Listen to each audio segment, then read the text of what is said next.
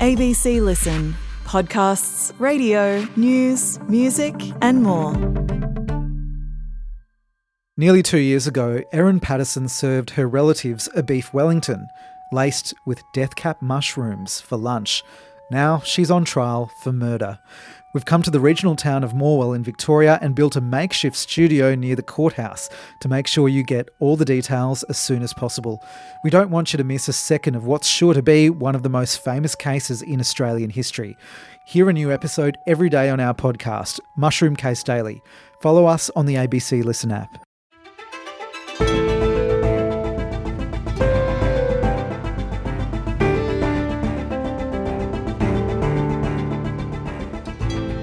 When Queensland woman Emma Lovell was stabbed to death by a teenager in 2022, the community and nation was shocked. The 17-year-old offender had broken into her family home on Boxing Day, with Emma, her husband and 2 daughters asleep inside. The crime was a catalyst for a campaign for stricter sentencing for youths, and Queensland went on to become the first state to introduce adult time for adult crime laws. Today, ABC News Queensland presenter Jessica van Vonderen on why other states could follow suit. I'm Sam Hawley on Gadigal land in Sydney. This is ABC News Daily.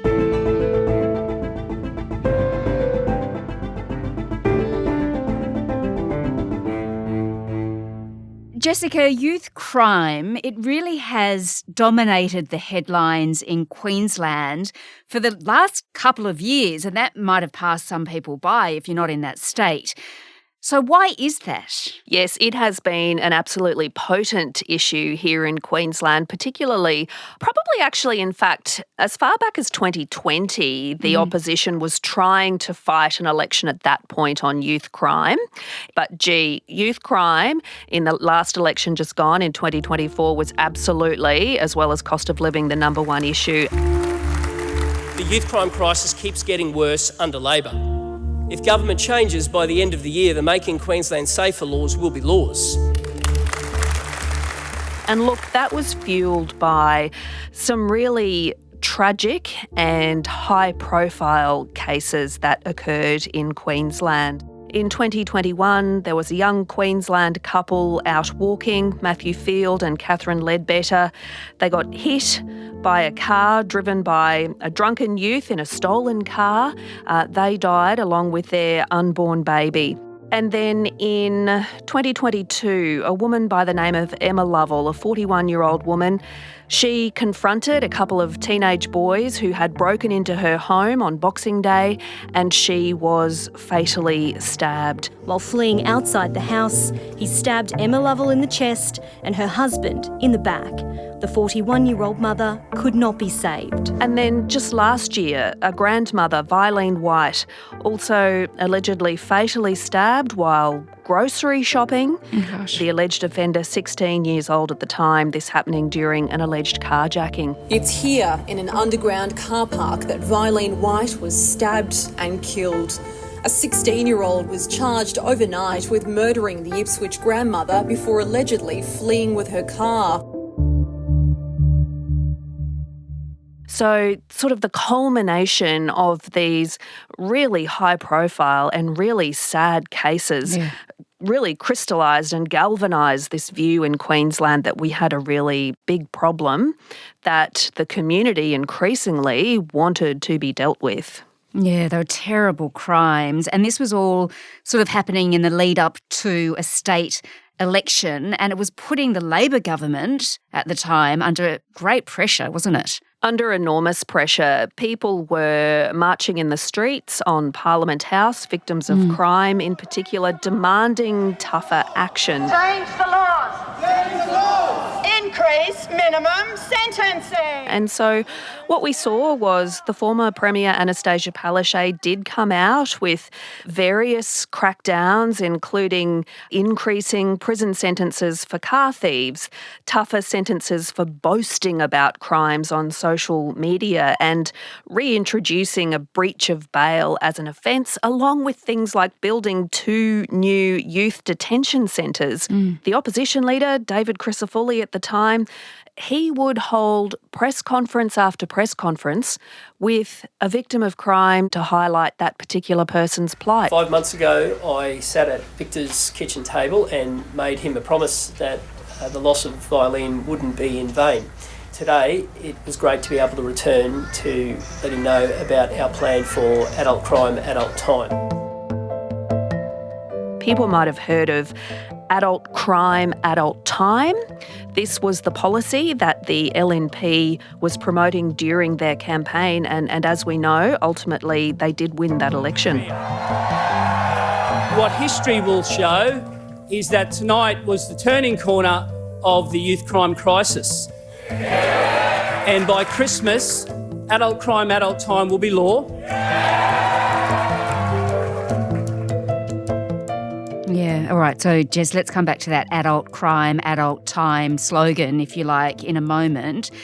But I want to get a sense before we move on of the crisis. You mentioned those terrible cases. They're absolutely horrifying. But do we know if youth crime is actually on the rise?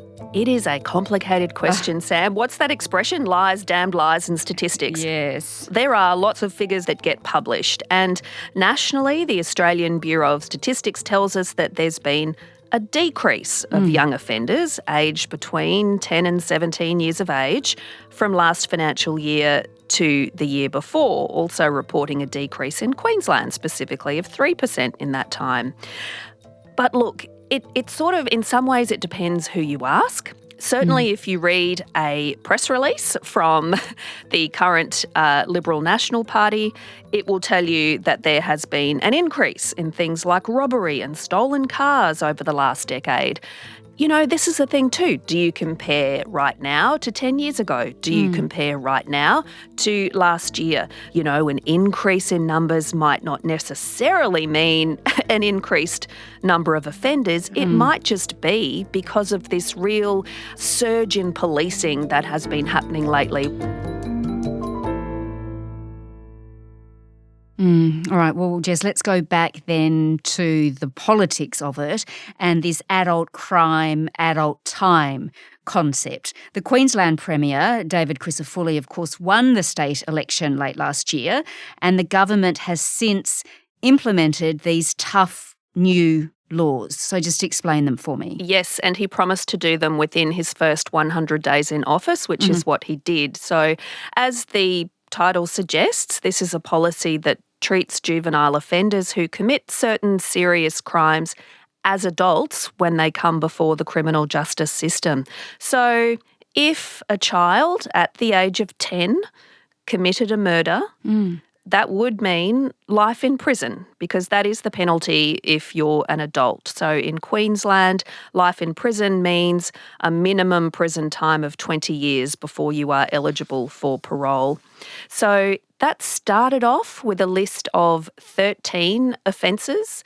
That has since been expanded to now include 33 crimes where adult crime, adult time applies. So we're talking about things like rape, aggravated attempted robbery, attempted murder, arson, torture, all of those kinds of offences.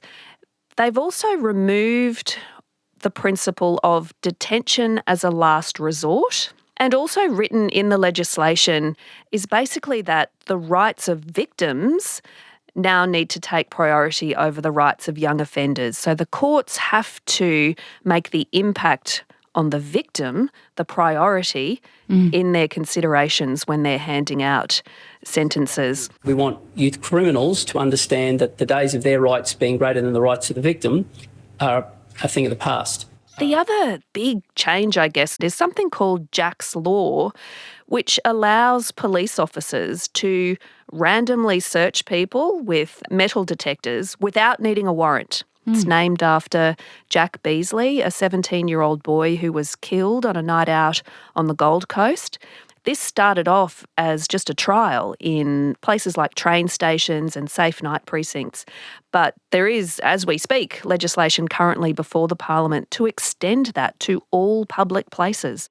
Super interesting. Okay, so these kind of laws, they've been legislated in Queensland and are in the process of being legislated. But we're also seeing really similar tough laws discussed in other states now, haven't we? Yes, we've seen a lot of other states now looking at a tougher approach. So let's take Tasmania, for example. The government there mulling over adopting tougher laws to target repeat youth offenders. We've just seen in the Northern Territory, they've lowered the age of criminal responsibility back to 10 years old.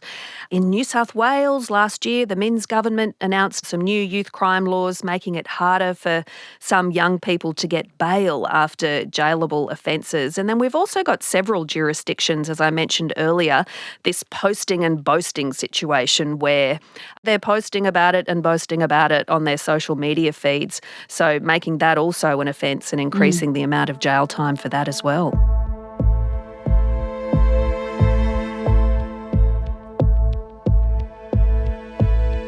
Interesting. Okay, so we've got these tougher laws, a tougher stance against youth crime. But Jess, what does the evidence actually show us? Does that help then reduce crime overall? Well, this is key, right? So the Queensland government is hoping that it's a deterrent. The Premier is measuring it on he wants to see fewer victims of crime. That is the measure he's using. In fact, he's staked his leadership on it. But I guess the opposing voices in this whole debate, there have been a lot of them. The Queensland Human Rights Commissioner, Scott McDougall, he described these changes as rash and alarming. A society that treats its children in the same way that it treats its adults is a society that's lost its way. We saw the former chairperson for the UN Committee on the Rights of the Child, Anne Skelton, also slamming this legislation, saying that it violates children's rights under international law. We urge the Government of Queensland not to depart from the long-standing and universally accepted principle that deprivation of liberty for child offenders must be a measure of last resort and for the shortest appropriate period of time. The Queensland Law Society, the same. When we are dealing with the most damaged, the most vulnerable, and the members of our community who have been let down the most by our community, I don't understand why we are seeking to apply different standards. And also one of the other really vocal opinions in all of this has been the head of the Youth Advocacy Centre in Queensland, Catherine Hayes. She points out things like these kids are often facing systemic issues such as domestic and family violence, drug use, homelessness. How do you fix those things with tougher sentencing?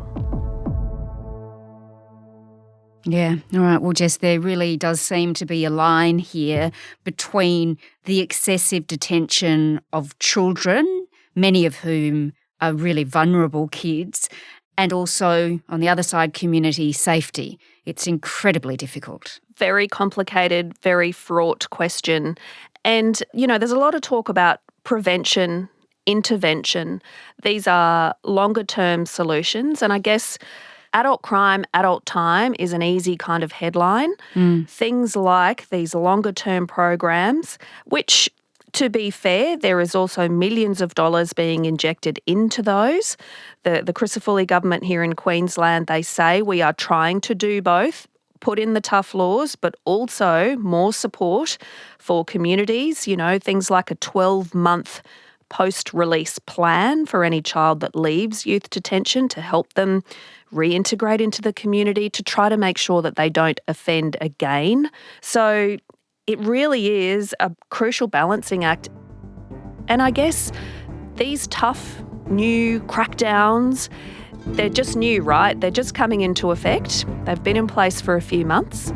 Everybody will be watching. Is the youth crime rate going to go down? Do I feel safer? Is this approach working? And the proof will be in the pudding. We'll have to come back, Sam, and chat again in a few years' time to see where this has landed. Jessica van Vonderen presents the 7 p.m. ABC News in Queensland. This episode was produced by Sydney Peed and Sam Dunn. Audio production by Adair Shepherd. Our supervising producer is David Cody. I'm Sam Hawley. Thanks for listening.